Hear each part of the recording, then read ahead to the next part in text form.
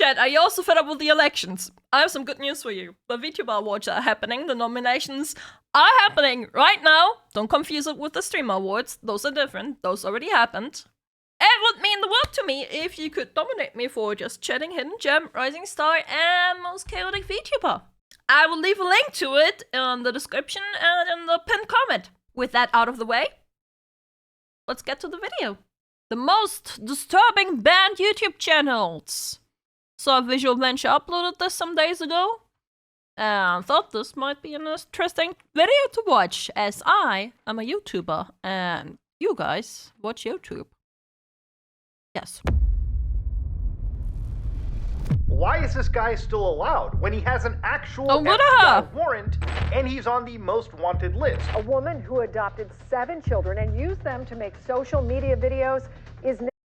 Oh shit, is that the one that kept them locked up and shit? Where the kid escaped? Now under arrest. A year later, he has actually been arrested by the police, I don't know who this one is about. possibly facing extradition for running a literal cult.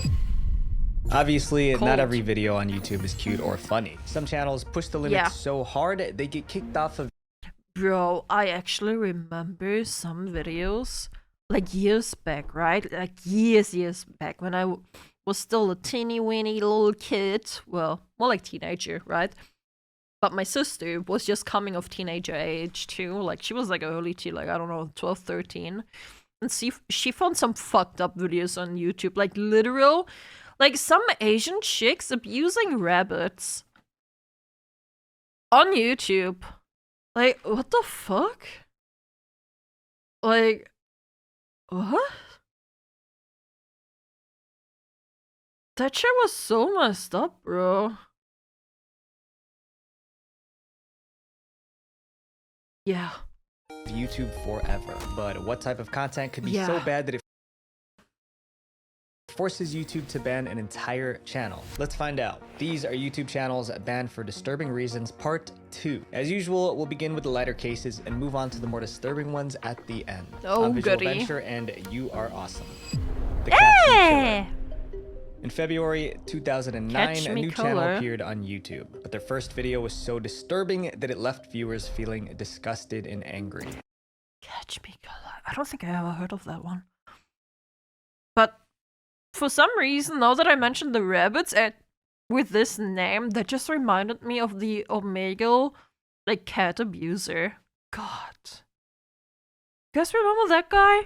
Like, some random ass guy on Omegle would just, like, come up on videos and showed how he abused kittens, man. Like, holy shit. How could anyone just fucking do that to cats? I think 4chan took him down, though. Good on 4chan, man. Leave it to 4chan to take pieces of shit like that A down. man using the name Catch Me Killer posted a video saying he was responsible for several unsolved crimes. The YouTuber blurred his face and distorted his voice so no one could identify him. And then he began his confession. Yeah, I bet 4chan got to this guy too.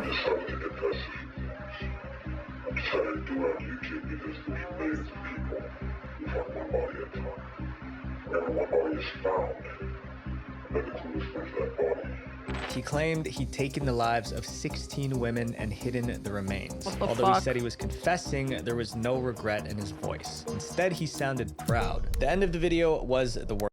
Well, yeah, that's not a confession. If he's putting this on YouTube, it ain't a confession.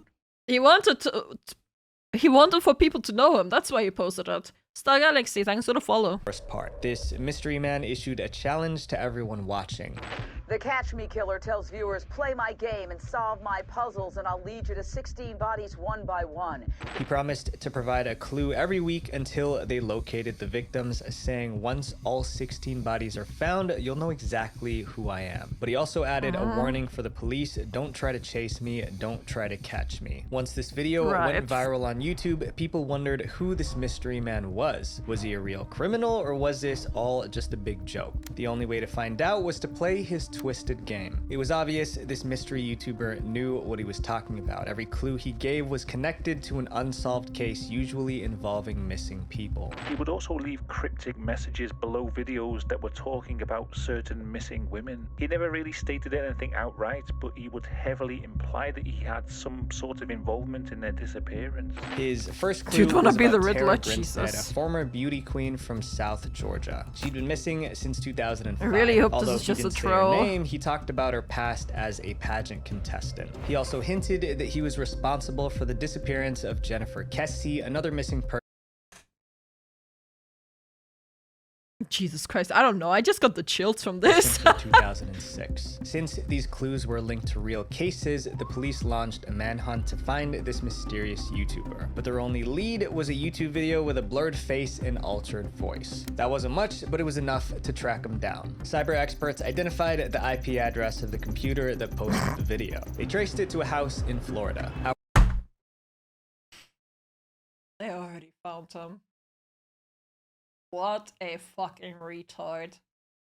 They found him instantly. Catch me if you can, am I right? Holy shit. Oh my god. Hours later, agents stormed the house and arrested the man responsible for the Catch Me Killer YouTube channel. His name was Andrew Scott Haley, and he was in his late 20s. The cops thought they caught a criminal. I mean, this guy confessed to taking 16 lives in his YouTube video. The biggest surprise was yet to come, because when they arrested Andrew Scott Haley, they realized it was all a lie. When Andrew, aka the Catch Me Killer, was questioned, he gave cops a ridiculous explanation. Andrew claimed everything he said in his video was a joke. He said he was playing a game to fool people on the internet. And he was right. Police found nothing to indicate he was involved in any of these disappearances. But that didn't mean Andrew was off the hook. Police spent hundreds of hours and tens of thousands of dollars trying to catch him. This hoax wasted public resources and caused real pain to the families of the missing people. Andrew was charged with evidence tampering and making false statements because his videos disrupted the investigations into these cases. He was sentenced to 2 years in a work release jail and several more years of probation. The Catch Me Killer YouTube channel was banned.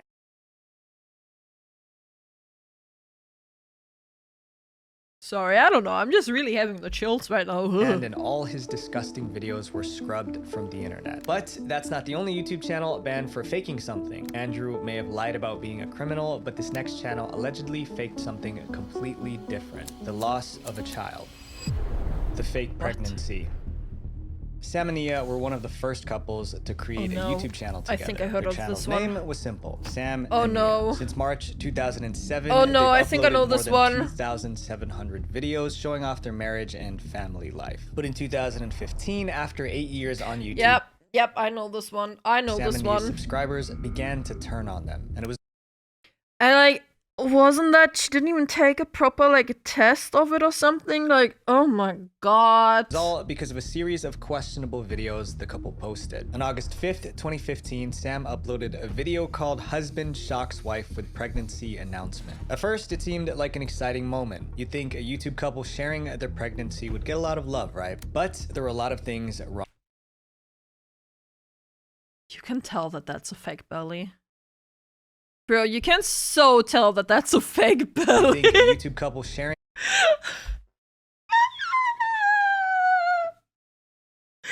No way! Bro!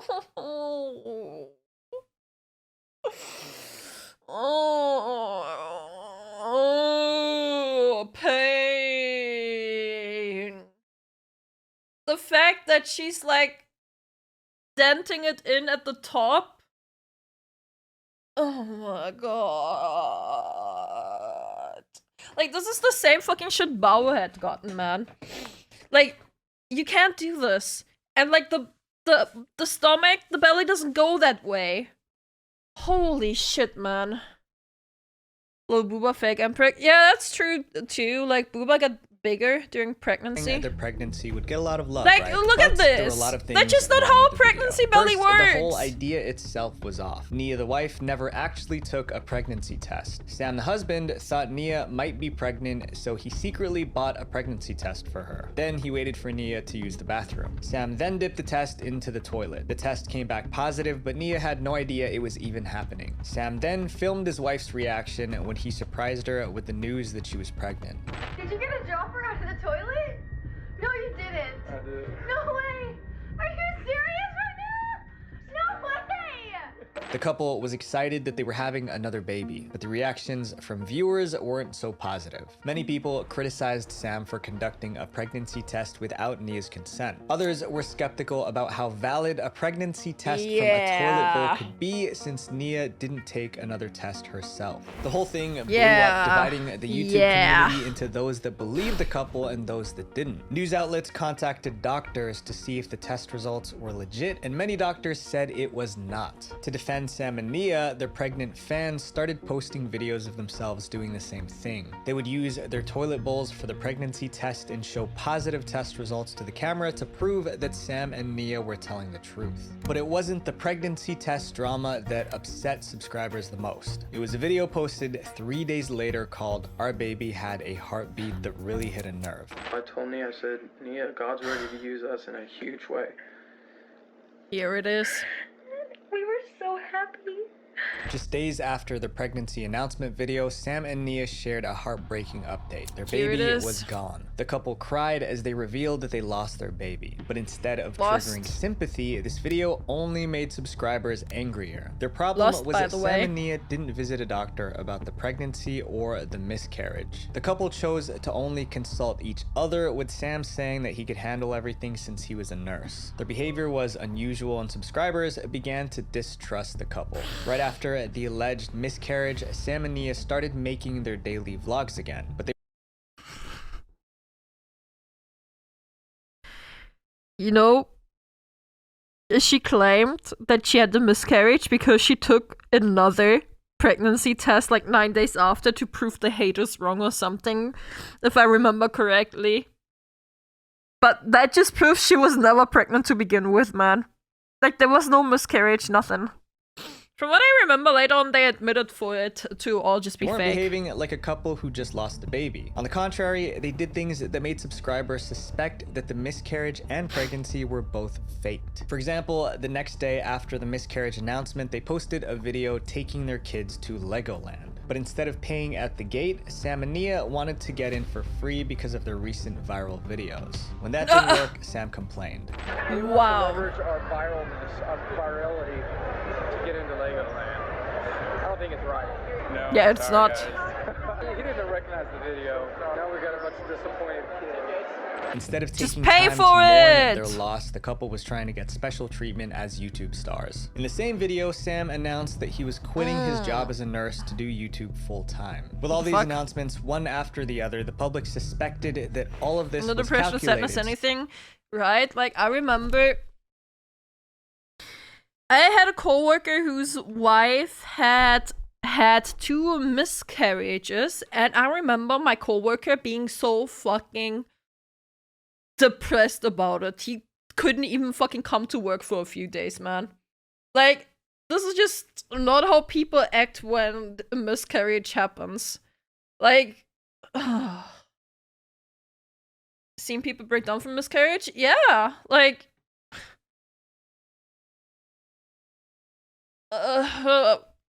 what people do for views, man. So that they could boost the Sam and Nia channel. Sam was quitting his job, which meant that they would lose their main income. However, if their YouTube videos went viral, they could support themselves entirely through YouTube. What was the easiest way to achieve virality? Create a sob story. And things kept getting worse. When BuzzFeed called Sam's workplace to ask if he quit, they said he didn't. According to the employment records, Sam still worked as a nurse in the hospital. Oh my god! Due to delayed paperwork or because Sam lied, no one knew. Either way, it looked like Sam deceived his subscribers, hurting his credibility even more. But this was nothing compared to the scandal that was coming next. In July 2015, Ashley Madison, a dating website for extramarital affairs, was hacked. This Oh my God, website was right, made right, specifically for married right. couples to secretly cheat Oh on my their God. spouses. 3 months later, the hackers released the name of tens guy was of on millions it. of people with an Ashley Madison account. Sam's name was on that list. If you want to learn more about the Ashley Madison hack, you can check out my other video where I cover Fucking it in Christ, yeah!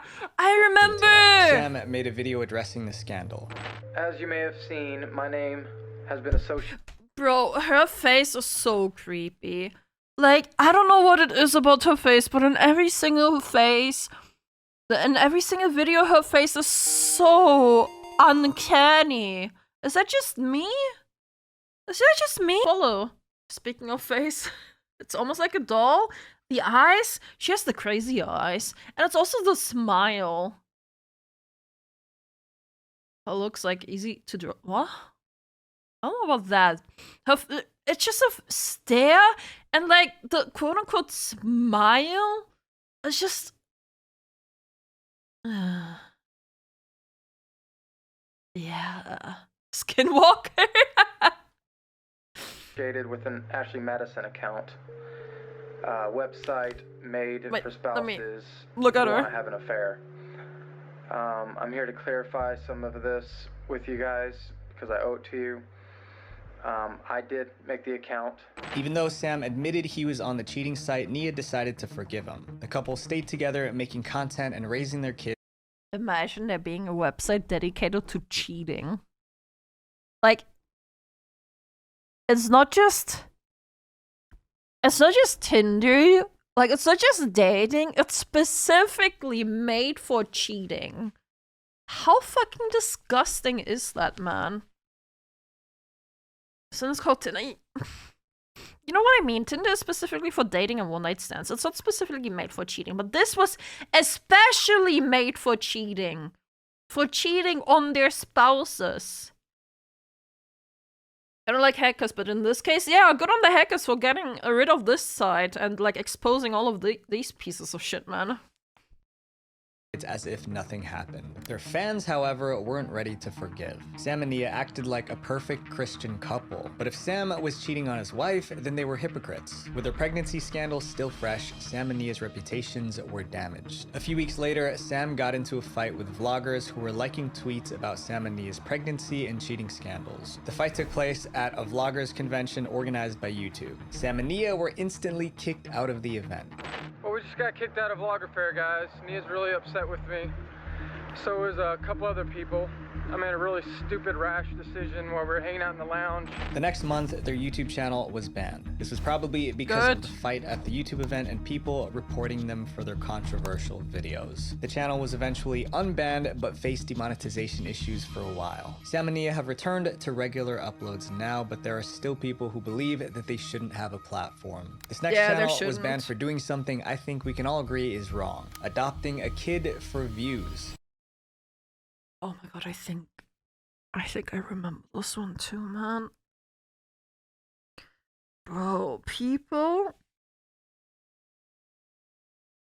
like, if it's the one I'm thinking of, I think the one I'm thinking of is they wanted to adopt a kid, I think from another country, but the country stated, like, not the country, the adoption center or whatever the fuck it's called, they stated that the kid is not allowed to be on cameras, like on videos and shit. The agency, the agency said they're not allowed to like use this kid for like fame. And then suddenly the couple was like, yeah, well, it didn't work out after all. And they're looking into adopting another kid or something, so yeah, let's see if that's that. Adopting a kid for clout.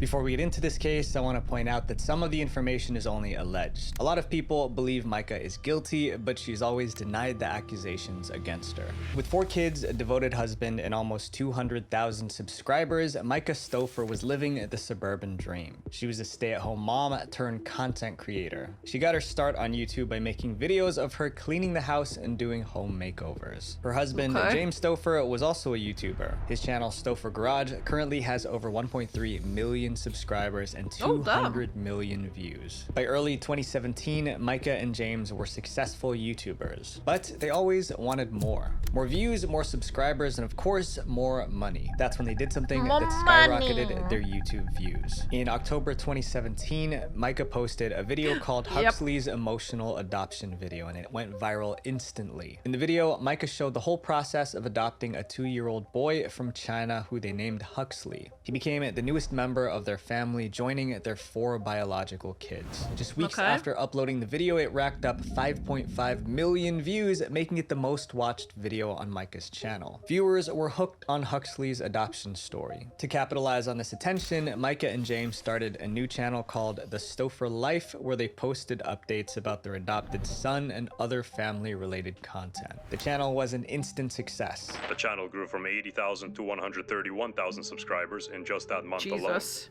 In addition, their monthly average views went from 200,000 to 2.5 million. It was obvious that Huxley was the real reason for their high views. So Micah started using him to farm likes and increase her subscriber count. You are on my channel. Disgusting. Disgusting, disgusting, disgusting to expose your child solely for views. Like this. Like, yeah. And you are here for the That's all I have to say.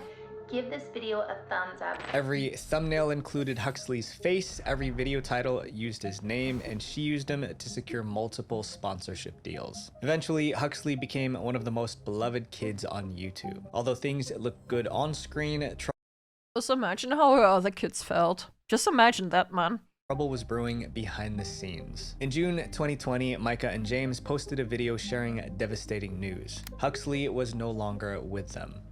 The last couple months have been like the hardest thing I could have ever imagined choosing to do. After coming to the US, Huxley was diagnosed with several health problems, including autism and Oh, a brain no. tumor. Micah and Oh, James said they no. consulted many doctors about how best to care for him. According to them, every doctor told them Huxley needed a different environment. So they decided the best thing to do was to rehome him and place him with another family.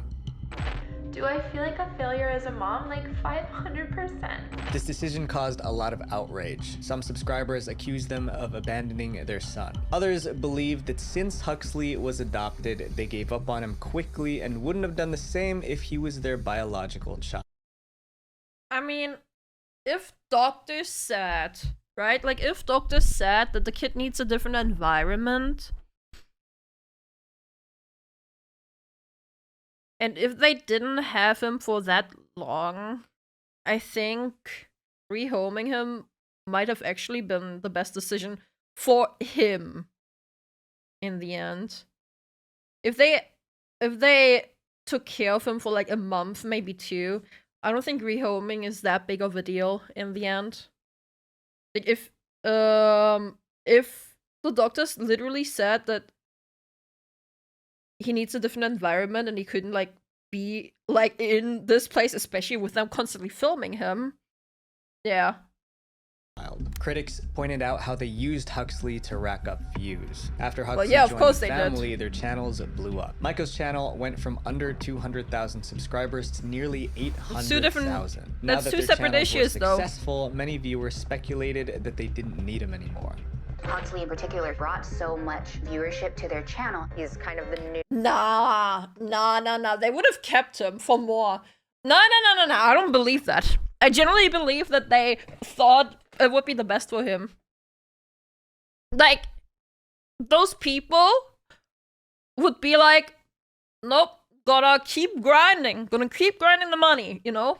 new moneymaker for Micah. After the video went viral, people started digging into the Stauffer family's past. They found Micah's Facebook posts in adoption groups where she asked questions about Huxley. Some of these posts made it seem like rehoming him was more of a choice than a necessity. James here, this douchebag face here, hates the fact that Huxley watches him eat. Wait, what? You know what? Maybe there's more to it after all. Our son adopted from China is very delayed, but is obsessed with food. I understand the reasoning. However, even if he just ate, he always stares at everyone when they eat. Can't eat food without him watching you eat, even if he has food in front of him. Has anyone experienced this? Does it listen with time and address my husband bonkers? Jesus. This is supposed to be this kid's father. Okay, if my kid wants to watch me, my kids watch me take a dump. I can't get privacy. I love my kids still. This guy is a total... Angry subscribers dug up old vlog videos where Micah and James seemed frustrated with Huxley. In several videos, they scolded Huxley on camera and treated him differently from their other kids. Well, that's why you don't see on the vlog. He's probably having a meltdown. Are you done? He's just having a bad day. There were some examples that really stood out. Micah often criticized Huxley for sucking his thumb, but her feelings about thumb sucking seemed to change when it came to her biological kids. Viewers discovered an old Instagram post from Micah where she praised one of her biological daughters for sucking her thumb. In the post, she thought it was super cute and she said she never wanted her to stop. This was pretty surprising, especially since Huxley was shamed for doing the same thing. The adopted son was also shown with duct tape on his thumb in a different video. But when her older daughter was sucking on her thumb in 2015, Micah said she hoped her daughter never stopped. I hope she never stops sucking her thumb. There were also vlogs where Micah talked about cutting back on money and resources they spent on Huxley's care. In one clip, she mentioned looking for a cheaper therapy for him while wearing what looked like a $6,000 cardiac. No way. Yeah, you know what? No, with all this evidence now provided, yeah, they just got rid of him. Definitely. They definitely just got rid of him. Bracelet. I'm excited to see what happens. We're gonna Disgusting. go to a speech therapist. Not the one that's $500 a month. But we're gonna go to the one that's is like $70 for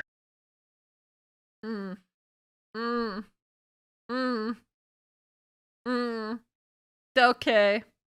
Okay. Okay. Wanting the best for their children, by the way, huh? Bro. I treat my cats better. I treat my fucking cats better than they treated a Huxley. What the fuck? Holy fucking shit.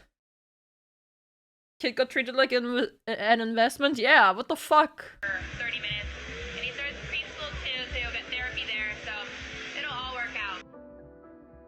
These videos raised concerns about Micah's parenting, making fans worry that Huxley might be mistreated when the cameras weren't rolling. People were so upset that they called the local sheriff to complain. After this controversy, YouTube suspended all of Micah and James's channels. An investigation was launched to ensure Huxley was safe. Huxley now lives with a new family and has changed his name. Micah's personal channel and the Stoffer Life channel were permanently deleted, while James still continues to make videos. But Micah isn't the only one whose content triggered an investigation. The next YouTube channel became the center of an FBI investigation. Oh no. But this time for a much darker reason. This was right. The YouTube channel Sunshine Media Network International, or SMNI News, is one of the most controversial channels in YouTube history. For starters, the man behind the channel was telling everyone he was God. But if that sounds strange, brace yourself because it only gets weirder. Apollo Kibuloy was born and raised in a small rural town in the Philippines his entire life. He came from nothing and lived with little. That is until 2005, when he announced to the world that he was chosen by God himself to be Christ on earth. The title was supposedly rewarded to him for living a pure life. Pastor Apollo Quibuloy, the most successful of the world's self-labeled saviors. The official coming of the Son of God. Let me tell you something. A prophet of God would never call himself the Son of God. Because God doesn't have children. Yes, I'm looking at you, Christianity. Christianity is stupid in that way. And, like, from what I remember, it's like the difference between, like, the Old and the New Testament, where at the start, like, literally, Jesus was also not treated as the Son of God, but also just as a prophet, but then people called him the Son of God, which was just human interference and shit, but yeah. Yeah. Was in April 13, 2005. But years before then, in 1985, Apollo was the leader of a church called the Kingdom of Jesus Christ in the Philippines. A few years after the church was created, he created SMNI News, which aired on television. But he went on to create the SMNI YouTube channel, which was a huge part of his media. Oh, Jesus did not proclaim himself the Son of God. Humans said that he proclaimed himself the Son of God.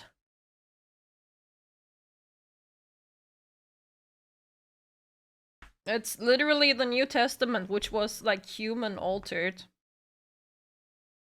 Empire, giving him exposure to billions of people. But there was a big problem. Apollo was saying some extreme things on YouTube. As far back as 2005, Apollo called himself the Messiah and the appointed Son of God, basically implying he was God on Earth. He made YouTube videos talking about how he was divine and tried to recruit more followers. But Apollo had a lot of enemies, and he often threatened and insulted them in his videos. Other videos showed him living in luxury while treating his followers living in luxury, Son of God. Okay. Like they were his servants. This may be the most beautiful spot in the Philippines, and it's paid for by people who live on $2 a day. Oh my God. So how do you justify your lifestyle? I mean, your watch could probably feed 100 families for a month. If this is not God's will for me to have these things I have, you can take it away. Despite all this, SMNI managed to avoid getting banned. That was until June 2023, when one man made it his mission to get the channel kicked off of YouTube. Mudahar from Some Ordinary Gamers tweeted at the YouTube team asking them to take down the news channel. He had a really good reason for this request. It turns out that Apollo Kibuloy, the man running the channel, was wanted by the FBI. Why is this guy still For allowed what? when he has an actual FBI warrant and he's on the most wanted list? For what? Someone at Team YouTube has to help the feds or shut this account down. Priest is running a channel Human still reaching out to trafficking! victims. After his tweet got a couple thousand likes, YouTube decided to investigate, and what they found was very disturbing. The FBI accused Apollo Kibuloy for running a labor trafficking ring. He was allegedly bringing church members to the US using fake visas. Once they arrived, the members would roam the streets asking people to donate to a kids charity called the Children's Joy Foundation. What the But fuck? the charity was just a front. All donations were going straight to Apollo's him. pockets. Okay, man. Besides the charity scam, Apollo was involved in other illegal activities like his fixation with selecting the perfect personal assistant. He would handpick female church members to be his personal assistants. These women were forced to work at his house during the night, doing things that were far from normal assistant duties. The worst part, some of them were on the younger side. Hey, at least he's in line with priests. Oh, dark joke. Dark joke. Dark joke. Edgy, edgy, edgy. FBI found out about his crimes, and in 2022, they added Apollo to their most wanted list. What really worried YouTube see you, bad Kitsu. Hey, thank you. was that Apollo's SMNI channel, which had over 47,000 subscribers, was allegedly being used to recruit victims. Just one day after the tweet, YouTube permanently banned the SMNI news channel for breaking community guidelines. Although the channel was banned, Kibuloy managed to avoid arrest for about a year. But finally, in September 2024, the FBI caught him. A year later, he has actually been arrested by the police, possibly facing extradition for running a literal cult. The next banned channel seemed like it was making wholesome, family-friendly content, but behind the scenes, it was a house of horrors. The most evil YouTube family. In June 2012, is it the one Michelle that I mentioned at the Hobson created start? one of YouTube's most famous family channels. I don't It was recall called the name. Fantastic Adventures. Asia, and I'm Summer, and we're from Fantastic Adventures. Like, is it the one that I mentioned at the start of the video? The one where, like, the children literally wouldn't get to eat if they didn't, like, behave properly and shit? Is it that one?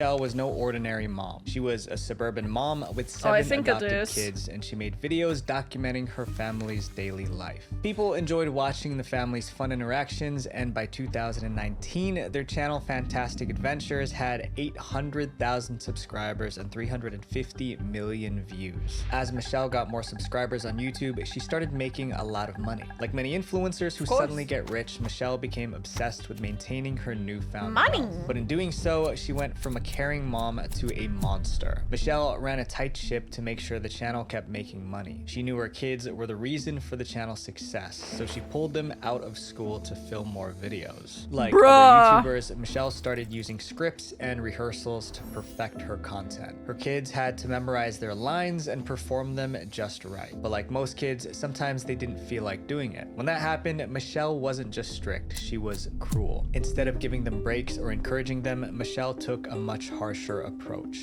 If her kids refused to film or messed up a line, she would punish them. This included skipping meals, ice baths, or even using pepper spray.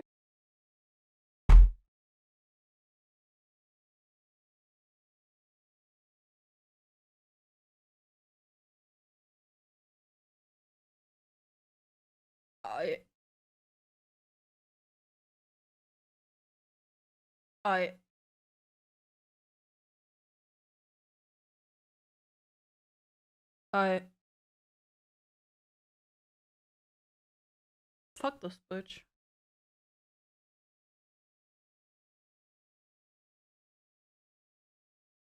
Bro, and those were adopted kids. Those were kids that thought they finally found a forever home for finally having a parent that wanted them, that can take care of them, just for them to be abused like this.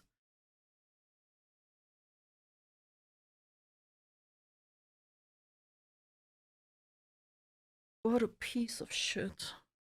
She also didn't give them enough attention. She didn't wash them, she didn't keep them in clean clothing, and for the little ones, she didn't change their diapers frequently. They kept posting videos and the money kept pouring in. No. Oh, it keeps getting worse. Michelle was on top of the world, but it wasn't long before the truth behind Fantastic Adventures was revealed. In 2017, Michelle's neighbors noticed one of her kids running around the neighborhood in a weird way. They thought something wasn't right, so they called the Arizona Department of Child Safety. When the child welfare officers showed up, Michelle managed to talk her way out of it. This was the first time Child Services was alerted. I'm sorry, but of course she's fat. I'm sorry, but of course she's fat and just sitting there. Michelle managed to talk her way out of it. This was the first... Like...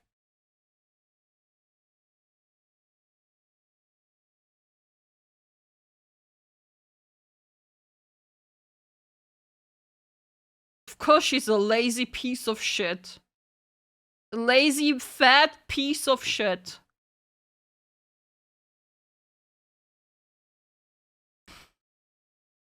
I want to chair that stream.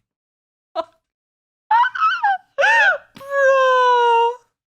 Time Child Services was alerted. Over the years, Child Services investigated Michelle 9 times, but they never found any real proof of wrongdoing. Let me tell you why. Because abusers know how to hide their abuse. That's why. That's fucking why. But in 2019, Michelle finally faced the consequences of her actions. In addition to her 7 adopted kids, Michelle had other adult children, including a biological daughter named Megan. Megan saw how badly her mom treated the others. So in March 2019, Megan called the local police to report her mother. When the officers stopped by the house for a welfare check, they immediately realized that Michelle was unfit to be a mother. The kids were in terrible shape. Michelle was arrested and charged. Why did it take that long? Like, why wasn't... They were there, like, what did he say? 9 times before, over years. With 30 felony counts of mistreatment. A woman who adopted 7 children and used them to make social media videos is now under arrest. On March 19th, 2019, Michelle's mugshot was all over the news. Subscribers of Fantastic Adventures were shocked to find out the happy family they'd been watching was all an act. Once Michelle was arrested, YouTube immediately terminated the Fantastic Adventures channel. Michelle passed away in November 2019, just months after she was arrested. It's unclear where Michelle's kids are now, but one thing's for sure, they're no longer in the house of horrors. These stories show us how people will do. Passed away, I wonder due to what? Anything to achieve fame. They get lost chasing their dreams, but in reality, true success comes from the connections we build, not the attention we seek. Visual Venture. Make sure you guys click here to watch part 1 of this disturbing band channel's video, which I created like a year ago. And make sure you subscribe because it would mean a ton. Love you guys. Peace. His videos are so good, man. I love his videos. Art Attack, I would assume. That would check out, probably. I would probably check out, yeah. I don't know how different female and male prisons when it comes to child abuse perpetrators. Yeah, I don't know how they act there with that too. I mean, I think if she would have been murdered, I think he would have mentioned that. She probably passed out of some fucking health issues or some shit.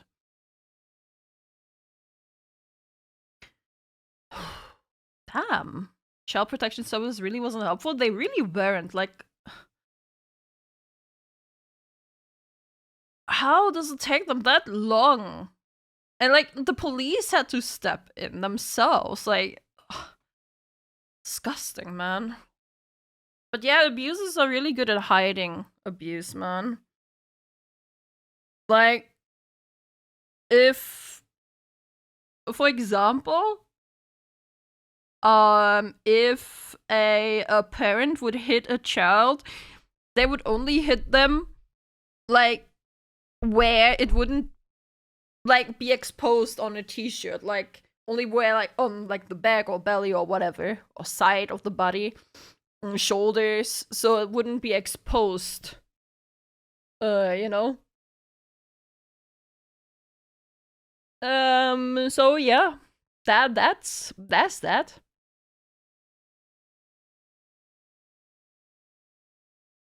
That will be all. Thanks for watching, YouTube.